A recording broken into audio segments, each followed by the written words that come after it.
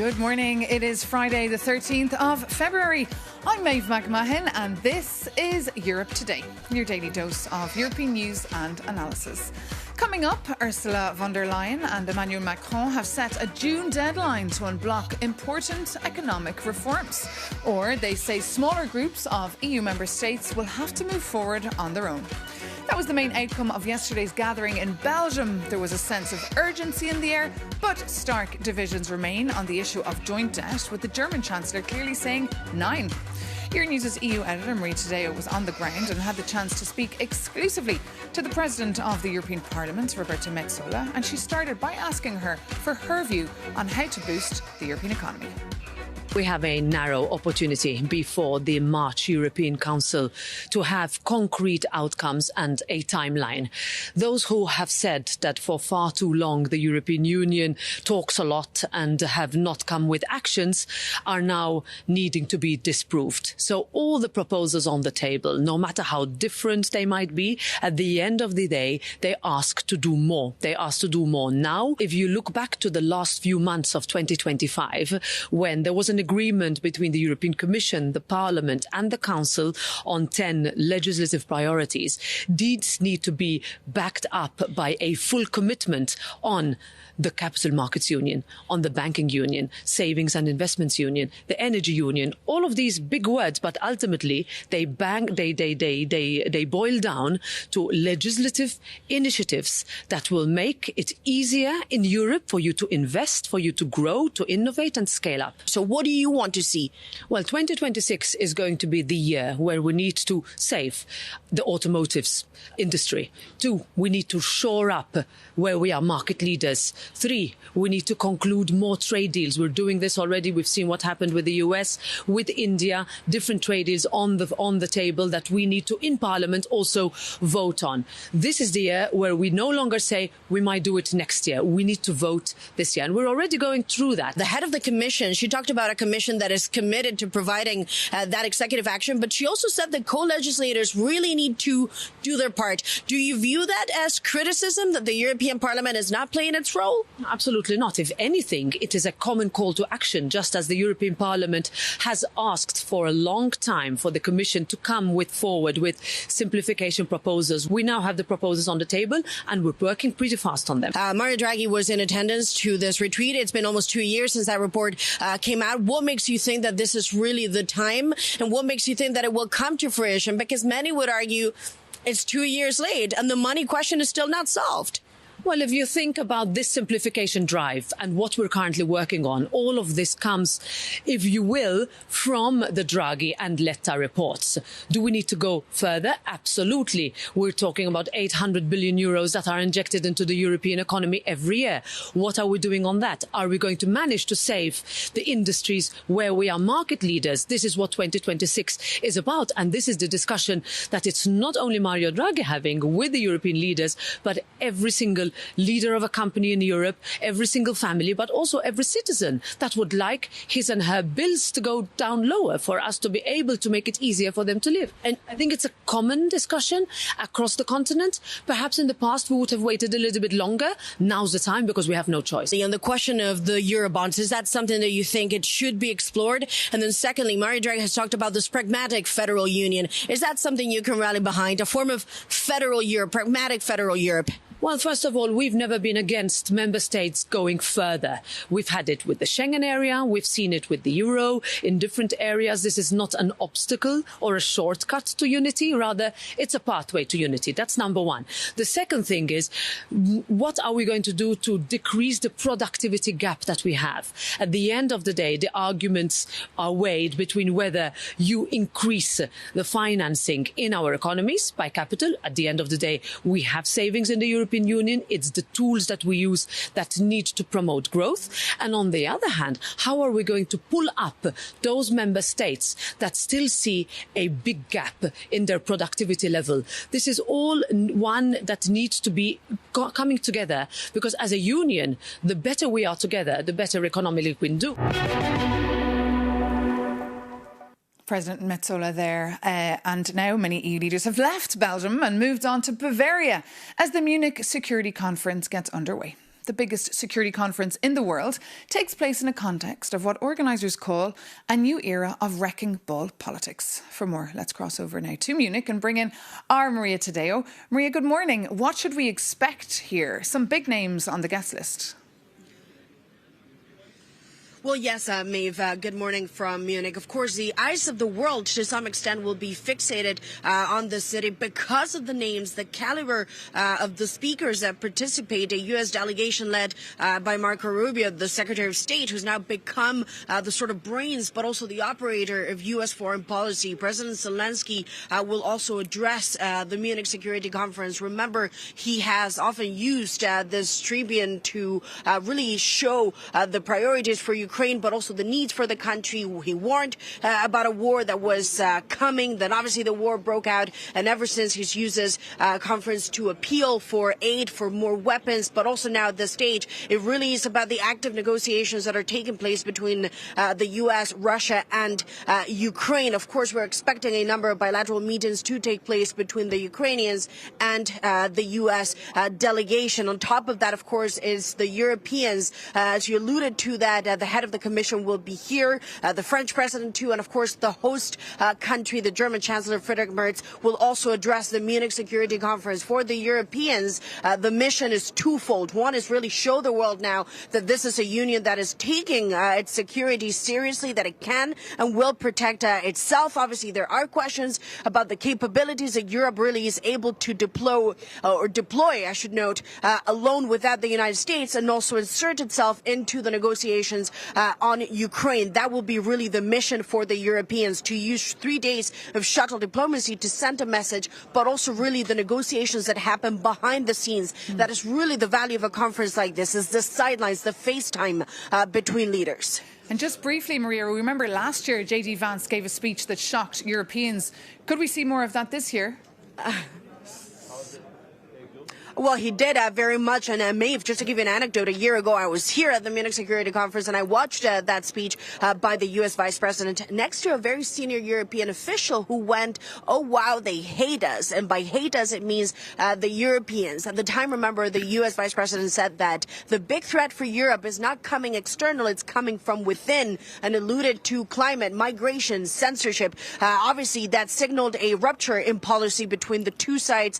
This time around, he will not participate. It is Marco Rubio. Some believe this perhaps is a more diplomatic U.S. And we also should remember the response from the Europeans has changed. J.D. Vance got booed in Milan at the Winter Olympics. The U.S. delegation also was booed in Davos. So this could be, to some extent, a different, perhaps more polite Munich Security Conference. OK, Maria, today, and whatever happens, you will, of course, report it for us. Thank you so much for that live update. And as those talks get underway in Munich, with President Zelensky as one of the main guests, airstrikes have knocked out many electricity and heating supplies in Ukraine. Hadja Lahbib, the EU Commissioner for Humanitarian Aid, has announced 1,000 more generators for hospitals, schools and houses amidst constant Russian missiles. Euronews' Shona Murray reports from Kyiv. Well, Maeve, we're outside these so-called invincibility points. This is places where you can go if your house has lost heat or electricity because it's been bombed. There are often children here. If you look at these high-rise apartments behind me, a lot of them don't have gas installations. So if the house is bombed or if you've lost electricity because of the power plants, then you're in a really bad way. As far as this 4-year full-scale invasion has gone on, it appears that this is the worst winter ever, with temperatures plunging as low as minus 23 degrees. We were at a power plant that was completely destroyed by ballistic missiles, meaning that 500,000 people lost electricity and heat, and that included hospitals and schools. Within a few hours of being here, there was 8 ballistic missile attacks, and at one point, obviously, we had to go down and find shelter with 200 workers near the power plant, where I caught up with EU Commissioner for Crisis Management, Commissioner Lahbib, and I asked her about the situation we were in. We were also joined by the Ukrainian Deputy Minister for the Territories. You know, we have alarms every day, and for day attacks, Russians tried to use these sub-zero temperatures, making the humanitarian crisis in Ukraine and Kyiv particularly. We're only in Kyiv a few hours, and you've already met people who are suffering with no heating, and now we're here at a power plant and you're in a shelter. What's your reaction? My reaction is that this kind of shelter saved lives, and thanks to this shelter, no one was killed, and it happened day and night now, so it shows that this is the real battlefield. Russian aggression is not only, between soldiers. These are the soldiers of energy. Do you think it's realistic, President Zelensky's demand that maybe there's some sort of partial membership of the EU by 2027? I mean, he's calling for a date. This is something that we need to consider because we need to move. Ukraine is part of the European Union family, and there are already candidates, and we need to move forwards. And we admire the efforts, because under the war they are able also to move, to reform their governance, their constitutions, their capacities, and I'm sure that we will be only stronger if Ukraine is part of the Union. I also caught up with Kyiv Mayor Vitaly Klitschko. I asked him a little bit about the situation that's ongoing in his city and also about EU membership. We have massive attack from Russian Federation, kamikaze drone, ballistic missile, cruise missiles, attack our critical infrastructure and let people freezing, living without heating, electricity, and we fighting to surviving. And this help, these electric generators, what we receive right now, is very helpful. Are you confident about the political negotiations that are ongoing at the moment? First of all, stop the war. Second, we need guarantee, because it can be short breaks for Russians, and also very important question about the future, because we, Ukraine, have to save our national interest and our main goal to be the part of European family, not the part of Russian Empire. Shona Murray reporting for us there. Well, the war in Ukraine has made an appearance at the Winter Olympics, with one Ukrainian skeleton racer banned from participating. And for more on that story, I'm joined now here in our studio by our Sasha Vakalina and the EU Commissioner for Sport, Glenn Micallef. Good morning. Good morning. Welcome. Just Sasha, first, bring us up to speed. What happened? Well, Zapraszamy was disqualified from the Olympics for using his helmet, and that happened even before his first run. During the trainings, he was using the helmet featuring the portraits. You can see it now on the screen, of the Ukrainian athletes who were killed since Russia's full-scale invasion of Ukraine. There are no political slogans on the helmet. There are no flags on the helmet, only the photos of the athletes. And this was the reason, apparently, for the International Olympic Committee to disqualify him. Let's listen to what he had to say after the decision. You can imagine I'm a professional athlete, and I spent hours of trainings every day for 4 years to be able to be here today to compete on Olympic Games. And I was disqualified, and I cannot understand even why. Commissioner Micallef, you were there at the Games. What is your view here? We see dreams shattered. Well, let me just say, first of all, the Winter Olympic Games have been so far a fantastic celebration of sporting excellence, of fair competition, of friendship, and promoting peace. Now, when it comes to the organization and the regulation of sporting events, the autonomy of sporting federations and of associations to regulate these games is a fundamental pillar in sport. So it is for the International Olympic Committee, it is for the federations to set the rules and regulations for the competitions. Now, this is uncontested. What we're talking about here is messaging and messaging rules, particularly that come out of the Olympic Charter. Now, in this particular case, the rule is not directed at a particular country. These are rules to safeguard safety for athletes, but also fair competition. And I emphasize this point. I am sad to see that Vladislav and the situation could not be resolved before the competition. When you say messaging, what message does that say to Ukrainians? Well, let me just finish the point. I'm sad to see that the situation could not be resolved before the competition. I think, in a way that would have allowed him to express himself and pay respect to the fallen heroes in Ukraine. Ukraine is going through a very tough time. We've just seen in the previous message the difficult situation that Ukraine is going through.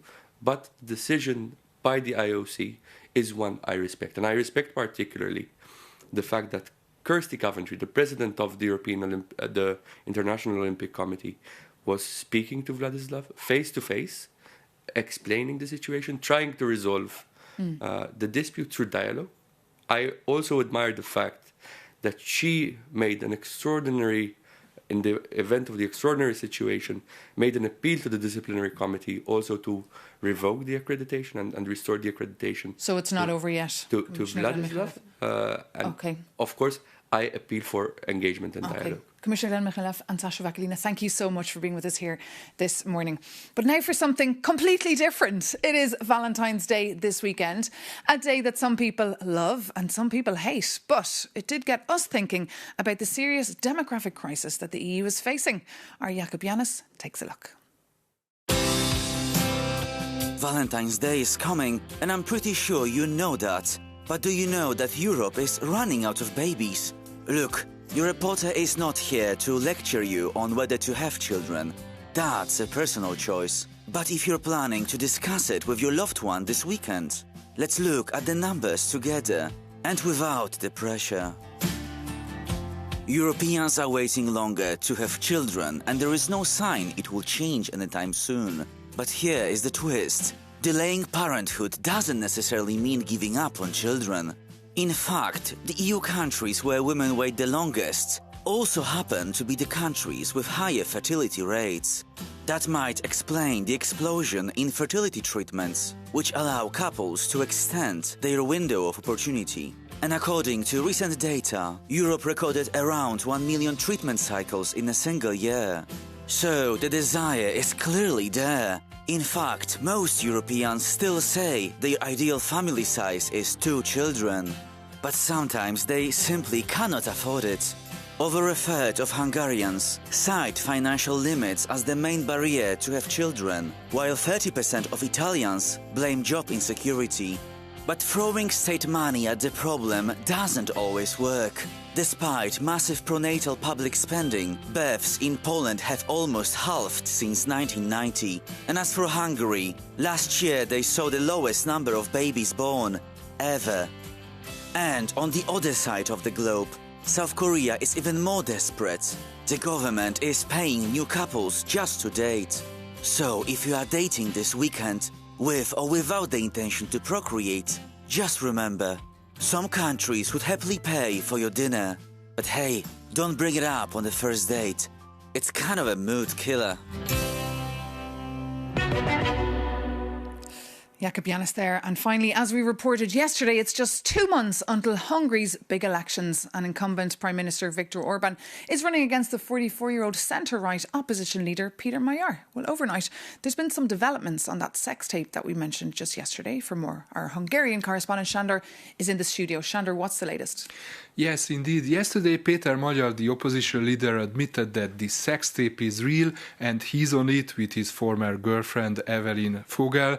This happened 1.5 years ago when they visited a party in central Budapest in an apartment, and Peter Magyar said that they engaged in a consensual sex. And he said also that this was a honey trap. He has been lured into this. He also talked about drugs have been used at this party, but he never touched any drugs. Now the big question is whether or not this will impact the Hungarian electoral campaign. Everyone is talking about this in Hungary right now. Maybe let's take a look of what Peter Magyar had to say yesterday. It became clear to me that I walked into a classic Russian-style honey trap. But since I haven't done anything illegal, my conscience is clean. Peter Magyar there. And to find out if this is impacting his campaign, you can read Sándor Zíros's reports on Euronews.com. But this does bring this edition of Europe Today to an end. Thank you so much for your company. As always, take care and see you very soon here on Euronews.